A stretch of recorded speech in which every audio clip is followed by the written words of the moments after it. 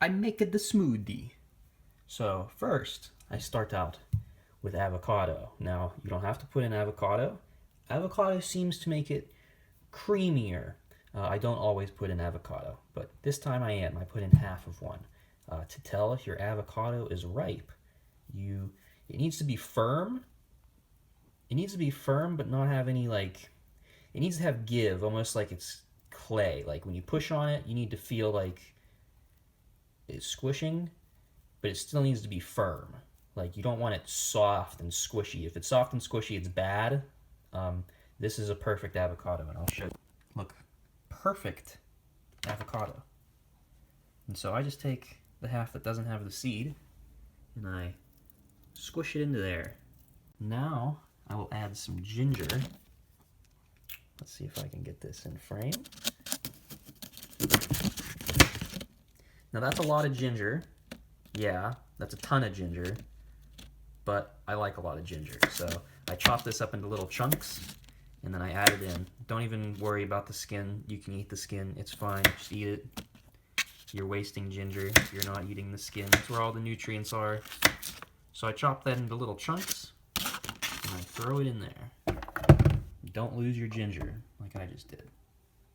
So at this point, I would typically add kale or spinach, or even a little bit of celery, but I don't have any of those right now, so I'm just going to completely skip the greens. This is no longer going to be a healthy smoothie, it's just a yummy smoothie.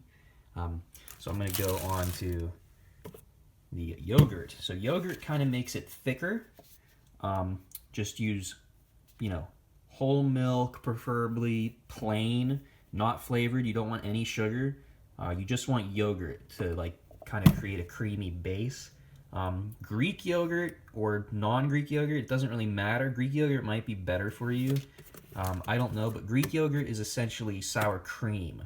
It tastes and smells like sour cream, so you might want to use less Greek yogurt than non-Greek yogurt. And there's not a lot left, so I'm just going to use all of this, but typically I would just use like 2 to 3 large scoops. And if the rest of your ingredients aren't very flavorful, you can taste kind of the Greek yogurtiness through it. So be careful with that.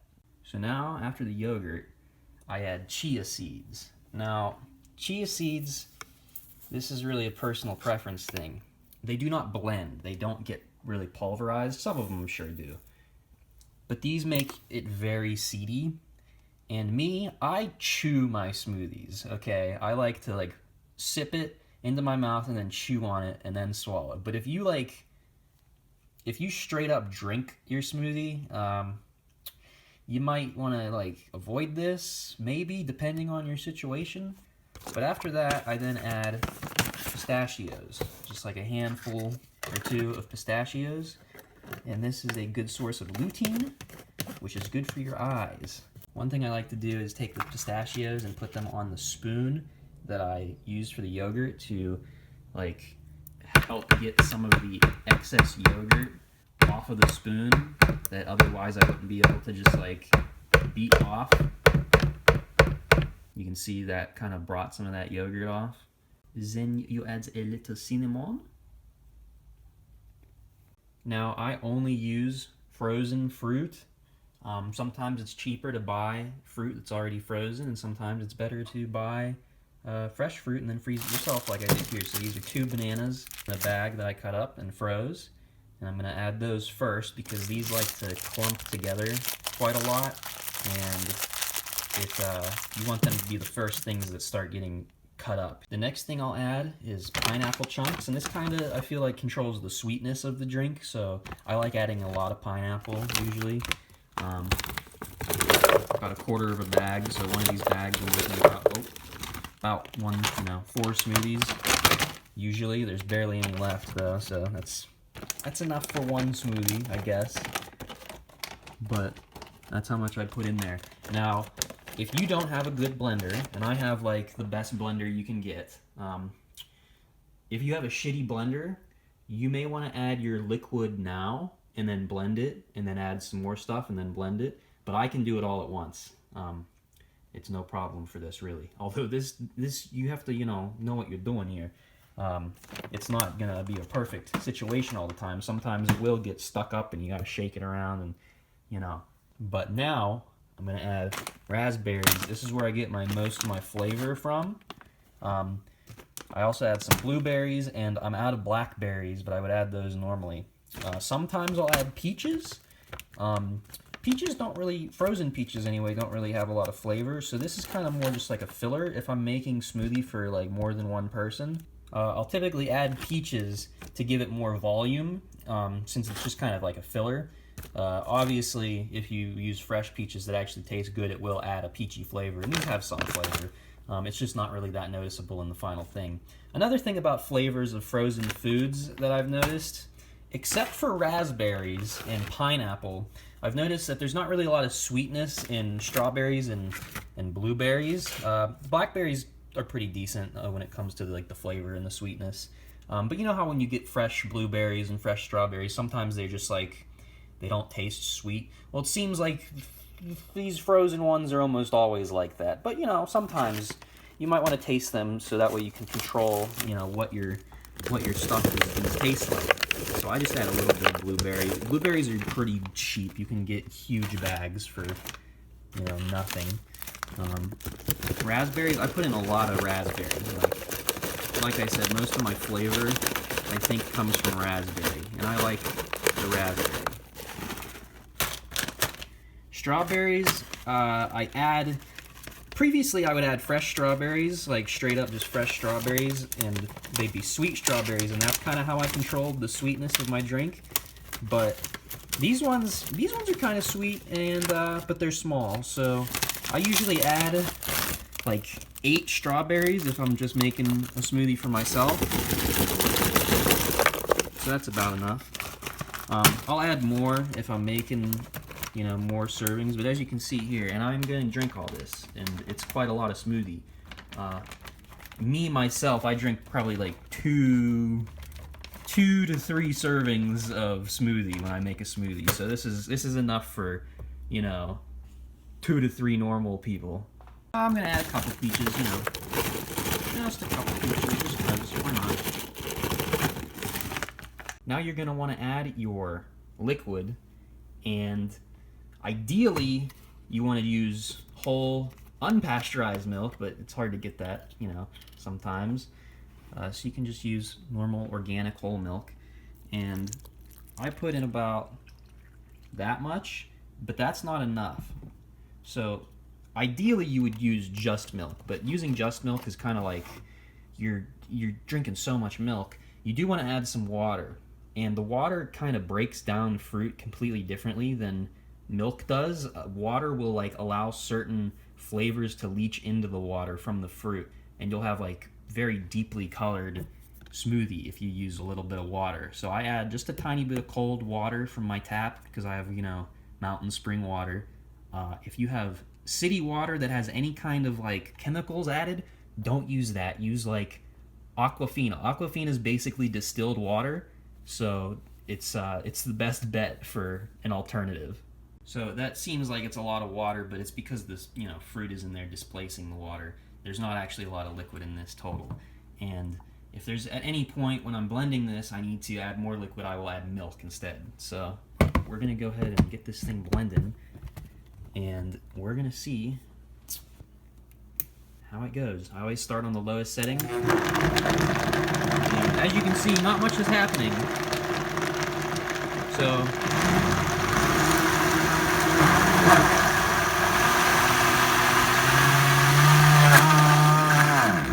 alright, so even though this is the best blender you can get, because I use frozen fruit, what's happening is it's so cold, and like the milk that I added, it's all basically formed one, you know, gigantic frozen clump. So at this point, I'll go in and I'll kind of push it around and make sure it's, you know, push it down.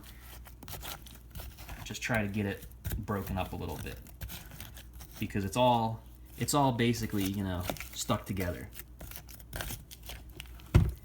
Once it starts blending, it will blend. But it's these initial stages that even this blender will have trouble with. I also will always pick it up and give it a shake.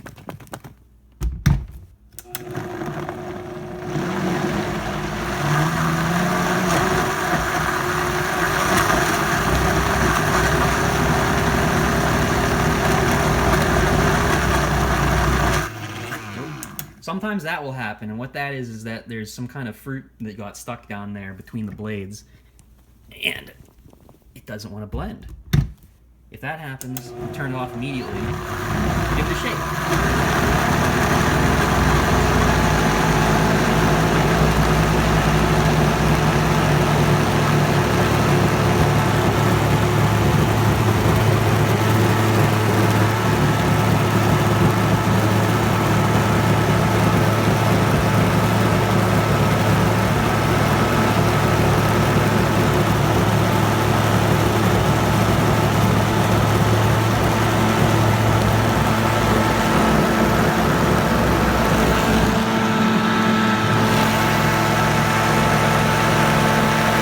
Now you can see it kind of stopped going in. Now that means it's gotten to the point where it's at a certain thickness where it doesn't want to flow. The Vitamix is so powerful, whenever you're up here in this range, it's going to heat up the smoothie and make it more liquidy, but also just spinning faster will make it more liquidy too. So when it stops doing that, I will stop and I'll shake it. It's all about air control now. I will slowly ramp up the speed, and I'll watch the vortex, and if the vortex collapses and stops, I'll turn it off and then shake it again and then restart. During that part where it's vibrating, it's cutting up all the little bits of fruit, but it's still not done yet. You want to get up to like 7. I really feel like these don't go faster past 7, so I usually, go to 7 like once and then that's it, and then maybe I'll do it again on 3 just to give it a good mix. So let's do this.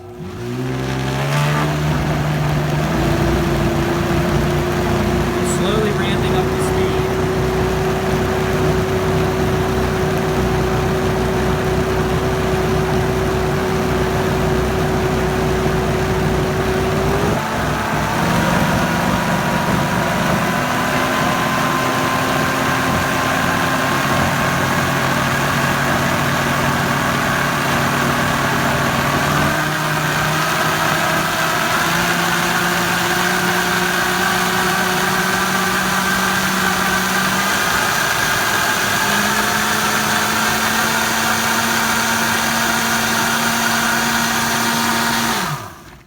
I got up to 7 and it kind of stopped flowing, so I'm gonna give it another go. And this is all about how thick you want it. Like right now, I'd probably drink it like that. I'm just gonna get it more consistent.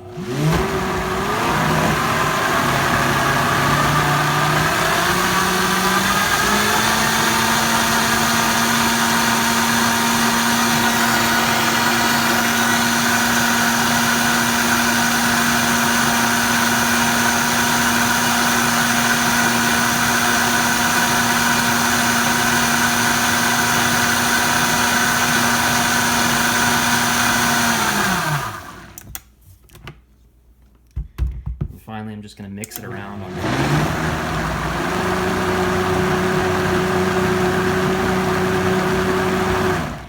There we go. We're good. We're done. That's the smoothie. And I'll show you how much it makes. This time, I measured it like perfectly, and I have pretty much none left over.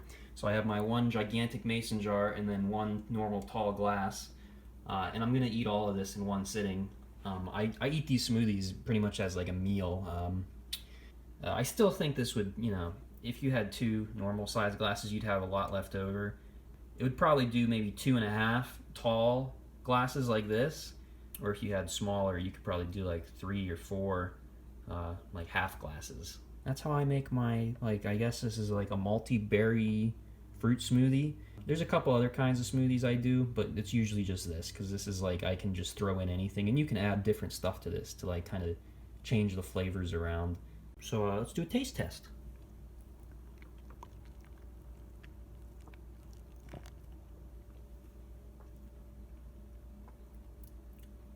It's excellent.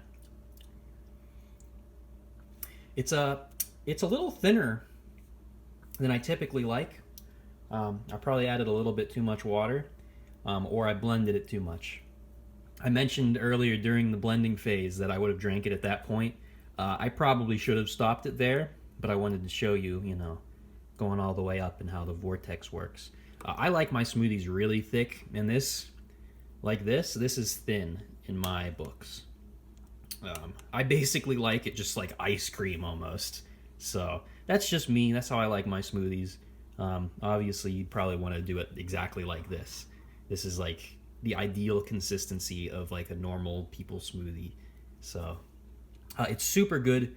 The ginger is like just there, and it gives it this nice like cooling effect almost, and like it's very good. The ginger is really, I think, what makes my smoothies really good. So that's that, and I'm gonna clean up all this and go enjoy it. To clean your blender out, this is really easy. You just put soap and water in it after you get most of the goo out.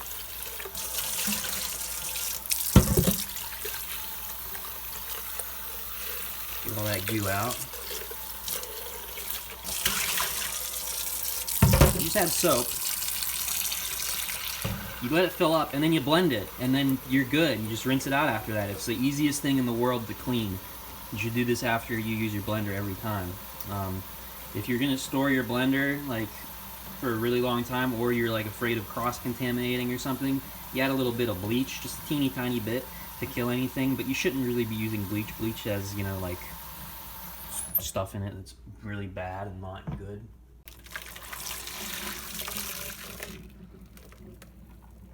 So there it goes. It's blended. You see all the suds out, and you're good to go. Make sure you dry, you wipe the water off from the inside before you store it. And I always store it with the lid on, kind of like sitting like this, so that way any moisture that remains in there will evaporate and it won't form any like goo. But you just rinse this out until there's no more suds, and you're good to go. You're set to drink your smoothie.